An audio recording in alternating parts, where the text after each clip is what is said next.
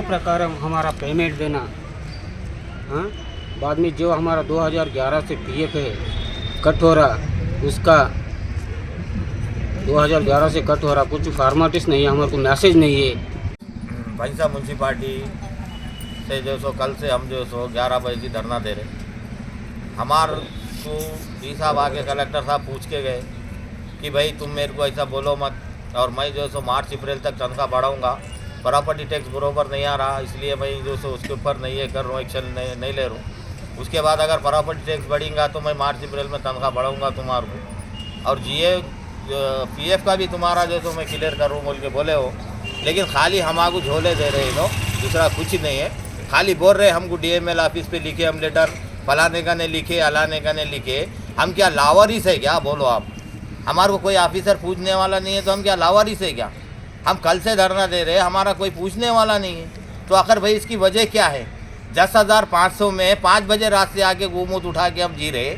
हाँ, तो हमारे को कोई उसका निर्णय में कुछ निकाले ना कि नहीं, उसका कोई मसला ही निकाल रहे नहीं। हर ऑफिसर को पूछ रहे तो यही बोल रहे कि हम लेटर लिखे, फिर उसके बाद फॉलो नहीं करे, फिर गवर्नमेंट के पास पैसे नहीं है। आओ भाई, गवर्नमेंट के पास पैसे नहीं है, 10 महीने 11 महीने से जो सो कौन सी खत्म हो गया, हमारे 1440 रुपये कट रहे, वो तक हमारे को SMS नहीं आ रहा। तो फिर पैसे खा रहे कौन, जा रहा कहाँ पैसा, उसका हमारे कोई डिटेल न्यूज नहीं मिल रहा।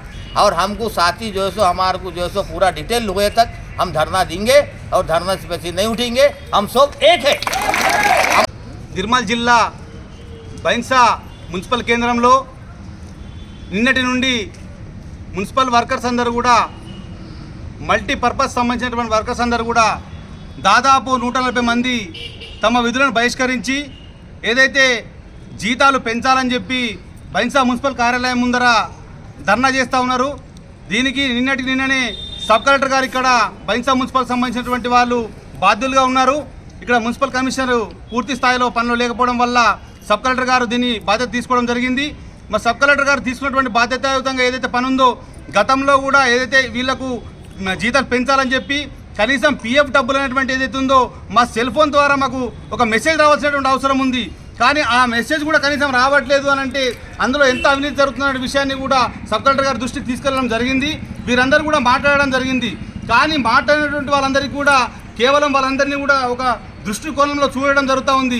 ఇది మీరు ఎందుకు మాట్లాడుతున్నారు, మాకు ఎందుకు అడుగుతూ ఉన్నారు, మమ్మల్ని ఎందుకు బెదిరిస్తూ ఉన్నారు అని చెప్పినటువంటి విషయాన్ని కూడా గుర్తు చేయాల్సినటువంటి అవసరం చేస్తూ ఉన్నారు।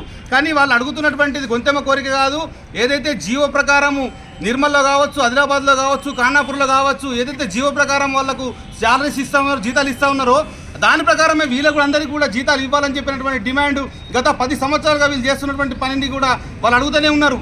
కానీ ఎవరు కూడా కనీసం మున్సిపల్ కమిషనర్ వచ్చారు, ప్రజాప్రతినిధులు మారారు, కానీ ఎక్కడ వేసిన కొంగడ అక్కడైనట్టుగా చందంగా మారుతూ ఉంది। వీళ్ళందరూ కూడా ప్రతిరోజు మార్నింగ్ వెళ్ళి అనేక కాయ కష్టాలు చేసేటువంటి ఈ పనిని ఎవరు కూడా చేయరు। ఈ పనిని ₹1,00,000 ఇచ్చినా కూడా ఎవరైనా కానీ ఈ మున్సిపల్ సంబంధించిన వర్కర్లో పని చేయాలంటే మాత్రం ఎవరు కూడా చేసే పరిస్థితి లేదు। కానీ ఇక్కడ ఉన్నటువంటి వాళ్ళందరూ దళిత బడుగు బలహీన మైనార్టీ సంబంధించినటువంటి వాళ్ళే ఉన్నారు కాబట్టి వీళ్ళందరూ కూడా తమ పొట్టకూడి కోసం ఏదైతే మా జీతాలు పెరగాలని చెప్పి, మా భవిష్యత్తు మారాలని చెప్పి, మా కుటుంబం అంతా బాగుపడాలని చెప్పి వీళ్ళందరూ కూడా ఇక్కడ ధర్నా చేస్తూ ఉన్నారు। అనేక సార్లు కూడా మాకు 10,000 జీతం సరిపోతుందని చెప్పినటువంటి విషయాన్ని వాళ్ళు గుర్తు చేశారు। అయినా కూడా కేవలం ఇక్కడ వాళ్ళు అంటే ఇక్కడ ఉన్నటువంటి వాళ్ళందరూ ఏంటంటే అధికారులు కానీ ప్రజాప్రతినిధులు కానీ ఏం చేస్తూ ఉన్నారంటే మాకు ట్యాక్సులు వస్తలేవని చెప్పి చెప్తా ఉన్నారు। నిజంగా చెప్తున్నా, ఇక్కడ రాష్ట్రంలో మొదటి స్థానంలో మన బైన్సా ఉన్న విషయం మేము గుర్తు చేస్తూ ఉన్నాము। ట్యాక్స్ పర్పస్లో మనకు అవార్డు వచ్చింది, మీకు అందరూ తెలియదు విషయం అంతా కూడా। అలాంటి మున్సిపల్ ఉన్నటువంటి కేంద్రంలో ఈరోజు మనకు ట్యాక్సులు లేవు, డబ్బులు రావట్లేదు అని చెప్పి అంటున్నారు। కానీ ఇది సరైన పద్ధతి కాదు, ఎందుకంటే మనకి ట్యాక్స్ వసూల్లో ఫస్ట్ నెంబర్ 1లో మనమే ఉన్నాం, మనకు అవార్డు వచ్చింది। అలాంటి ఉన్నటువంటి మన కార్మికులకు మాత్రం జీతాలు ఇవ్వడానికి ఎందుకు జీవ ప్రకారం ఇస్తలేరని చెప్పిన విషయాన్ని జనసేన పార్టీగా మేము ఇలా డిమాండ్ చేస్తూ ఉన్నాము। లేని పక్షంలో వీళ్ళ పక్షాలు నిలబడి ఖచ్చితంగా పూర్తి స్థాయిలో వాళ్ళకి జీతాలు వచ్చేంత వరకు, పిఎఫ్ నెంబర్ మొత్తం వాళ్ళకి క్లియర్ అయ్యేంత వరకు, అదేవిధంగా పిఎఫ్లో వాళ్ళకు ఖచ్చితంగా మెసేజ్ రావాల్సిన అవసరం ఉంది। ఆ మెసేజ్ రాకపోవడం కారణం ఏంటో తెలియాల్సిన అవసరం ఉంది। గతంలో కూడా కమిటీ వేశారని చెప్పారు, కానీ ఆ కమిటీ ఎక్కడ కూడా పనిచేసినటువంటి పరిస్థితి మనకు కనబడతలేదు। మున్సిపల్ వర్కర్స్ దోచుకోవడం అనేటువంటి జరుగుతుంది తప్ప కానీ అన్యాయంగా వీళ్ళ కార్మికుల పొట్టలు కొట్టడం, శ్రమను దోపిడీ చేయడం అనేటువంటిది ఏదైతుందో దాన్ని మేము సహించలేకపోతున్నాము। ఖచ్చితంగా బైన్సా మేజర్ పంచాయతీ మేజర్గా ఉన్నటువంటి మున్సిపల్ కేంద్రంలో ఉన్నటువంటి వర్కర్స్ అందరికీ కూడా ఖచ్చితంగా ఎవరికి కూడా పనులను తొలగించకూడదు. ఇక్కడ వర్కర్స్ కూడా చాలా అవసరం ఉంది.